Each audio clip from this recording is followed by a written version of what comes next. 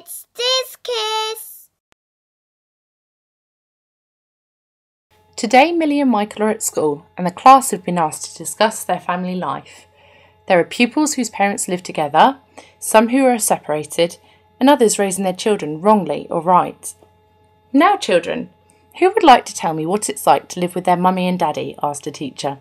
Millie quickly raised her hand and standing together with Michael, they demonstrated their colourful picture. This is my picture of my family, smiled Millie. This is me, Michael, Mummy, Daddy, and our puppy Moo. We have so much fun at home, and we do lots of fun family activities together too. Every day we sit down to eat, and I help Mummy to lay the table. In the evening, after having our bath, Daddy tucks us into bed and reads us fairy tales. A little boy put up his hand, as he had a question he wanted to ask. Mrs. Kiss nodded to him to speak. But why is their family so very different to ours? Can you explain, kindly asked the teacher, how your family at home compares to this one? Well, my mummy and daddy don't speak anymore, and so I am looked after by my big sister. Daddy lost his job last year, and so my parents are always fighting. My big sister takes care of me when they're not around, and she saves me when I am frightened. Well, you see, not all families are the same. Sometimes parents don't always get along. Not everybody is perfect, and it isn't always clear what is the right solution or wrong.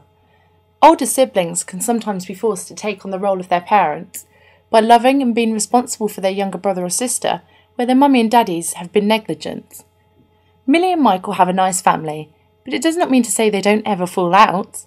A happy home is built upon love and compromise, where children and parents listen and do not shout. We have emotions to control during difficult times, which can make us behave quite badly. A little girl quietly raised her hand, just like when my mummy left my daddy. Mummy moved in with Grandma, and now she comes to see us during holidays and at weekends. Mummy says it's best not to live with Daddy and argue, as they get on much better as friends. But I hope that they will love each other again soon, because I feel so sad since they've been apart. Often I hear them talking to each other on the phone, and then Daddy sent Mummy a birthday card. At a time when two parents can no longer get along, living apart temporarily can help to clear their mind. Pressure can build from the smallest of arguments, but it's not them wanting to be unkind. Your mummies and daddies want to do what's right for you, as it's your best interest that they have at heart. Separating does not mean that they no longer love you, as it may be easier to get along whilst living apart. There is not much sense in being unhappy, as there is always something you can do to help. Parents need your honesty and support by talking and communicating, and knowing when to take good quiet time to themselves. If we misbehave to get attention, it can cause our parents great upset. This can put a strain on our relationships, as there are consequences for our actions, even if we haven't seen them yet. When Daddy walked out, I couldn't talk to Mummy. He's the best daddy you could ever ask for in life. I feel so angry that I have to stay at home without him there, and all Mummy does is complain and cry. My friend said that parents are going to get divorced. I don't even know what that means. I think my mummy is blaming me for Daddy leaving, and if I do anything wrong at all, she just screams. In order for your parents to let go of their hurt and to be happy living apart, to divorce or end their relationship, they can continue to love you just as much, provide a stable home by making a fresh start.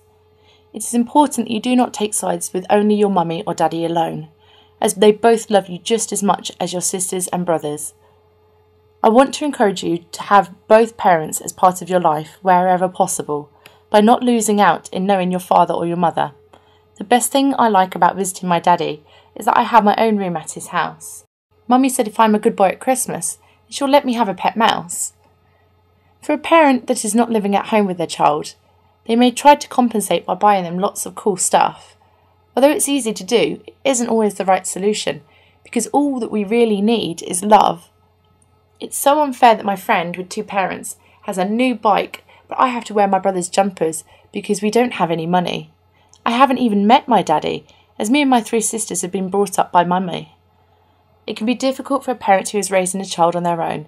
They may juggle the responsibility of parenthood, working and running a home.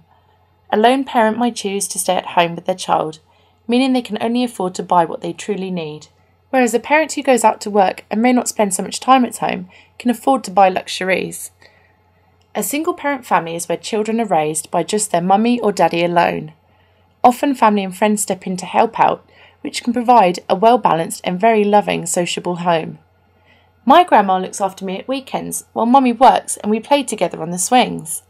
If ever I need to talk to Mummy and she's too busy, I know that my grandparents can help me with all sorts of things. I grew up with my daddy and he tries his best to make everything fun. Life at home has become a lot nicer now that Daddy has married my stepmum. A step-parent is not your biological mummy or daddy, but somebody that can love you just as much. They're not there to take the place of who's missing, but to support you and your family together as one.